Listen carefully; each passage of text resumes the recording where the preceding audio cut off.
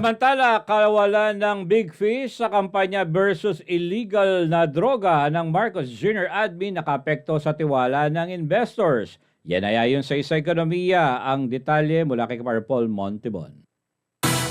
Isang buwan bago ang nakatakdang State of the Nation address ni Pangulong Marcos Jr., sunod-sunod ang pagkakakumpiska ng malalaking halaga ng illegal na droga na karamihan kung susumahin, aabot na sa mahigit na 10 bilyong piso ang kabuong halaga ng mga nasamsam.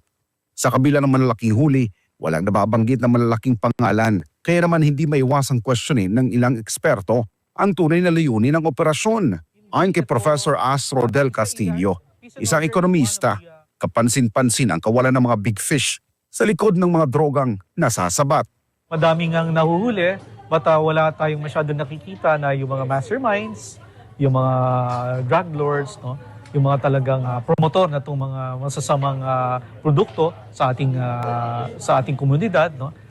Sana mas madami rin mahuli na gano'n. No? Hindi lang panay drugs lang at mga small-time operators yung nahuhuli. Dagdag pa niya, kapansin-pansin rin naman ang ginagawa ng pamahalaan sa usaping pangseguridad at illegal na droga. Pero We have to trust the government data. Pero kung i-drawing mo nga dahil napakalaki ng volume na pumapasok dito at mga nahuhuli, no? At hindi natin nakikita yung mga nahuhuli na malalaki na promotor, no, na mga drug lord, it puts to question na what's in store for the next few months, no?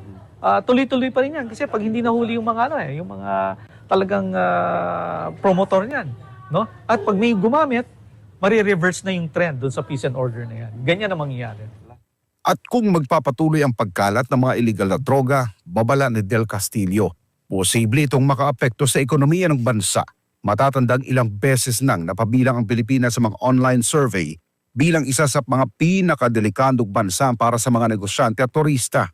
Well, according to the data of government, nagkaroon naman ng decline in terms of crime, no? However, isa lang rin naman ang peace and order sa kinukonsidera talaga ng investors, no? Be it foreign or local.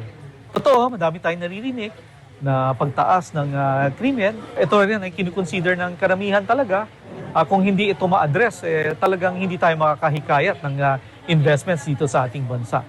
Sa kabilang banda, hindi lang isyu ng droga at kriminalidad ang pumipigil sa pag-unlad ng Pilipinas.